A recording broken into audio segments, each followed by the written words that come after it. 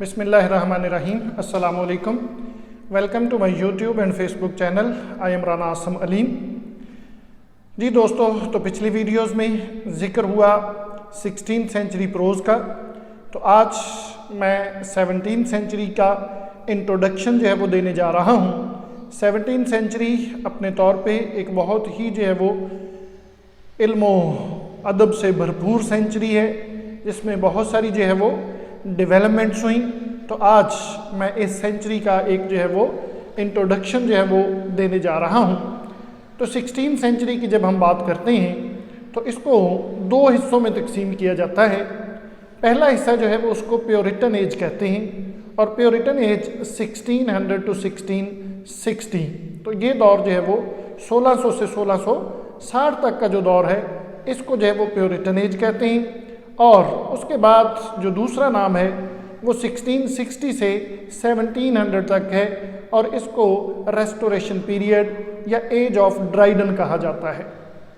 तो बहरहाल अब मैं पहले जो जिक्र करूँगा वो प्योरिटन एज का करूँगा, और प्योरिटन एज जो है वो इसको भी आगे मज़ीद दो हिस्सों में तकसीम किया जाता है। मतलब जो 1600 से 1660 का पीरियड है, इसके दो नाम हैं। एक जो है वो इसको जो है वो प्योरिटन एज या एज ऑफ मिल्टन कहा जाता है, लेकिन इसको इसी तरह दो और नामों से भी पुकारा जाता है, जैकोबियन एज और कैरोलिन एज। तो ये दोनों नाम उस दौर के जो बादशाह थे, जो किंग्स थे, उनके दौरे हुकूमत के मुताबिक जो है वो इसके रखे गए हैं। मिसाल के तौर पे जो पहला टाइम है 1603 से 1625 का, उसमें जेम्स वन जो है वो तख्त पर जो है वो बैठे हुए थे। तो ये जो 1603 से 1625 का टाइम है, इसको जो है वो जैकोबियन एज कह दिया जाता है। और फिर उसके बाद 1625 से 1649 तक जो है वो चार्ल्स वन जो है वो तख्त नशीन हुए। तो इस दौर को जो है वो कैरोलिन एज जो है वो कह दिया जाता है, या कैरोलिन पीरियड कह दिया जाता है। तो बहरहाल इस दौर की जो खूबियाँ हैं, इस दौर में जो काम हुए हैं, अब हम उनका जिक्र करते हैं। तो 17th सेंचुरी जो है वो, इसके बारे में अगर जनरली हम बात करें तो it is marked by decline of renaissance spirit. वो जो 16th सेंचुरी में हमें एक रेनेसांस स्पिरिट नज़र आ रही थी, अब उसका यहाँ पे जो है वो डिक्लाइन नज़र आता है। वो जोश व खरोश अब यहाँ पे नज़र नहीं आता, और ना ही हमें जो है वो उस दौर के जो बड़े राइटर्स थे वो यहाँ पे जो है वो नज़र आते हैं। बल्कि यहाँ पे जो राइटर्स हैं वो या तो एलिज़ाबेथन दौर के राइटर्स को जो है वो फॉलो करते, इमिटेट करते नज़र आते हैं, या फिर जो है वो न्यू पाथ्स को फॉलो करते हुए नज़र आते हैं। तो इस दौर में शेक्सपियर, स्पेंसर और सिडनी की कद्दो-कामत के जो है वो राइटर्स तो मौजूद नहीं हैं, और इस तरह से हम कह सकते हैं कि इस दौर, इस सेंचुरी में उस तरह का लिटरेचर तो सामने नहीं आया। लेकिन यहाँ पर हम जो है वो टेम्परामेंट में एक मखसूस चेंज को जो है वो देखते हैं, which may be called essentially modern, जिसको मॉडर्न कहा जा सकता है इस चेंज को। तो अगरचे एलिज़ाबेथन पीरियड में जो स्पिरिट ऑफ रेनेसांस या न्यू स्पिरिट ऑफ रेनेसांस है, उसको हम जो है वो देखते हुए जो है वो इस चीज़ को बिल्कुल राइटली कह सकते हैं कि उसने मिडीवल टाइम्स की रवायात को ब्रेक कर दिया था, कि जो 16th सेंचुरी में, 15th सेंचुरी में रेनेसांस मूवमेंट थी, तो उसने मिडीवल टाइम्स का जो है वो खात्मा कर दिया था। लेकिन ये जो है वो कहना ये दुरुस्त होगा कि ये पास्ट और उससे जुड़ी हुई जो रवायात थी, उनको ब्रेक करने में, या वो जो टास्क था उसको कम्प्लीटली जो है वो फुलफिल करने में, अकम्प्लिश करने में जो है वो इस मॉडर्न स्पिरिट का, ये जो 17th सेंचुरी की है, इसका जो है वो बहुत ज़्यादा जो है वो हाथ था। और इसने उन तमाम रवायात को, जो मिडीवल टाइम्स की रवायात थी, जिनको किसी हद तक रेनेसांस ने जो है वो ख़त्म कर दिया था, तो 17th सेंचुरी की ये जो एक मॉडर्न स्पिरिट थी, इसने उसका बिल्कुल मुकम्मल तौर पे ख़ात्मा कर दिया। तो बहरहाल इस जो है वो spirit of observation and pre occupation जो है वो, जिसे हम कहते हैं, जिसमें बहुत सारी चीज़ों की डिटेल्स को जांचने की कोशिश की गई, और एक तरह से जो है वो हम कह सकते हैं कि एक जो है वो फीलिंग्स एंड आइडियाज़ को जो है वो सिस्टमेटिकली एनालाइज करने का जो है वो दौर शुरू हो गया। और यहाँ पे हम देखते हैं कि it was the spirit of science. ये जो मॉडर्न स्पिरिट है ये जो है वो एक तरह से स्पिरिट ऑफ साइंस बन के हमारे सामने आती है और इसको पॉपुलर करने में न्यूटन, बेकन और डेस्कार्ट्स जैसे जो है वो बड़े राइटर्स का रोल था। और जहाँ तक लिटरेचर का ताल्लुक है तो इस स्पिरिट ने अपने आप को जो है वो in the form of criticism जो है वो शो करवाया कि यहाँ पे जो है वो लिटरेरी क्रिटिसिज्म की जो है वो इंग्लिश में बाकायदा जो है वो 17वीं सेंचुरी में शुरुआत होती हैं। तो वो टाइम, वो दौर जो मिडीवल दौर था, अगरचे उसको शैकल किया जो है वो 16वीं सेंचुरी ने, रेनेसांस ने, लेकिन उसको कंप्लीट करने में और उसको आगे मज़ीद क्रिटिसिज्म की तरफ लेके आने में जो है वो 17वीं सेंचुरी का बहुत ही जो है वो अहम जो है वो रोल है। और वो सब कुछ जो कुछ हम पीछे 16वीं सेंचुरी में देखते थे, जो लिटरेरी अचीवमेंट्स थी, अब उनका एक तरह से एनालिसिस जो है वो शुरू हो गया था। और criticism in England is the creation of 17वीं सेंचुरी एक जो है वो ये अपनी जगह पे रियलिटी है कि इंग्लैंड में क्रिटिसिज्म 17वीं सेंचुरी की जो है वो एक जो है वो कह लें कि गिफ्ट था। और इसके बारे में एक खूबसूरत लाइन जो है वो किसी ने लिखी थी कि ड्यूरिंग 16वीं century England expanded in all directions. In the 17वीं century people took stock of what had been acquired. कि 16वीं सेंचुरी में इंग्लैंड ने मुख्तलिफ जो है वो उलूम में हर तरफ जो है वो अपने आप को फैलाया।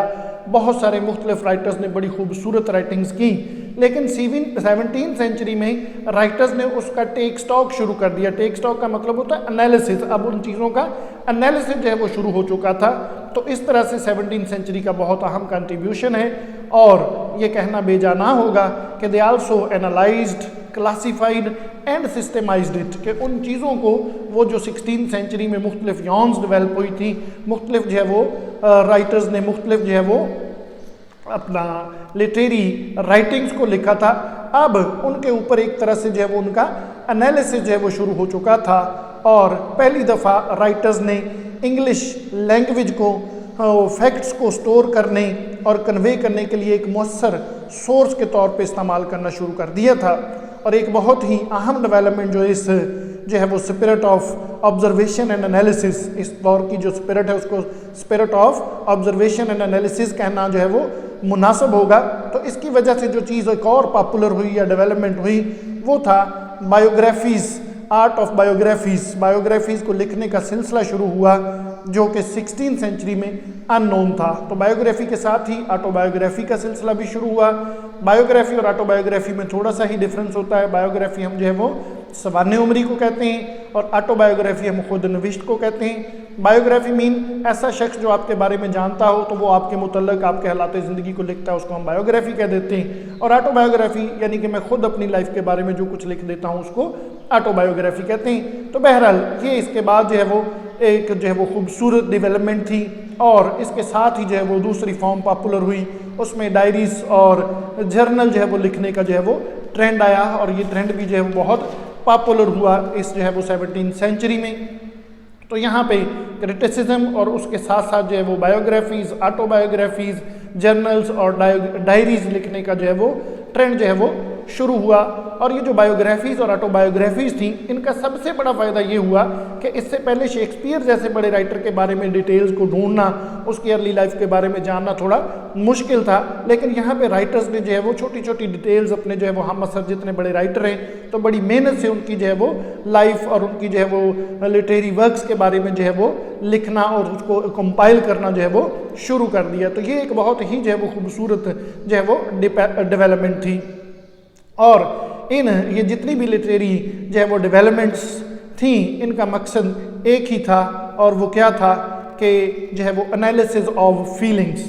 रियल जो है वो मैन एंड वुमेन जो थे उनको, उनकी सेंसेशंस को, उनके थॉट्स को, उनकी फीलिंग्स को और उनकी जो ग्रोइंग डिमांड थी इस रियलिज्म के बारे में, उसको मद्देनज़र रखते हुए इस जो है वो टेस्ट के मुताबिक लिखना और इस रियलिज्म की तरफ जो है वो रुझान आहिस्ता आहिस्ता बढ़ रहा था, जिसमें सिर्फ फिक्शन नहीं बल्कि रियल जो है वो स्टोरीज, रियल कैरेक्टर्स भी हमें जो है वो सामने नज़र आते हैं। और रियलिज्म की मैनिफेस्टेशन या झलक जो है वो सबसे अहम झलक जो थी वो हमें इस दौर के जो है वो किरदारों में, जो करेक्टर्स हैं उनमें नज़र आती हैं, जिसमें टोबैको सेलर से लेके शू मेकर तक जो है वो बहुत खूबसूरत जो है वो करेक्टर्स को जो है वो उनके ऊपर डिस्क्रिप्टिव एसेज जो है वो लिखे गए। तो बहरहाल ड्रामे में उस वक़्त की जो फैशनेबल सोसाइटी थी उसकी फॉयबल्स, उसकी हमाकतों को जो है वो प्रोमिनेंटली हाईलाइट किया गया, और सेटायर में इंसानों के जो कॉमन फॉल्स थे उनकी बजाय जो सेटायर का मकसद होता है, जिस तरह शेक्सपियर ने या बाकी राइटर्स ने, कि इंसान की जो हमाकतें, बेवकूफ़ियाँ, उनको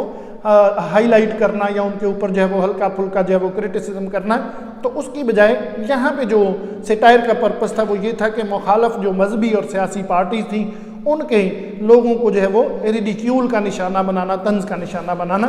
और एक अहम चीज़ जो थी कि रीडर्स जो थे, अब पढ़ने वाले जो थे, उनकी भी एक अप्रोच थी, उसमें भी एक क्रिटिकल एलिमेंट जो है वो आ चुका था, और वो भी अब अपने ऑथर से जो है वो डिमांड करते थे, फैक्ट्स की डिमांड करते थे कि फैक्ट्स जो है वो सामने लाए जाएं, ताकि वो भी अपनी जजमेंट के मुताबिक जो है वो कंट्रोवर्शियल जो मैटर्स हैं उनमें रोल प्ले कर सकें, उनमें हिस्सा डाल सकें। तो बहरहाल अगरचे 17वीं सेंचुरी में शेक्सपियर जैसे बड़े राइटर्स तो हमें मौजूद नज़र नहीं आते, लेकिन ये ज़रूर है यहाँ से एक खूबसूरत अप्रोच, जिसे हम क्रिटिकल अप्रोच कहते हैं, उसकी शुरुआत ज़रूर हुई।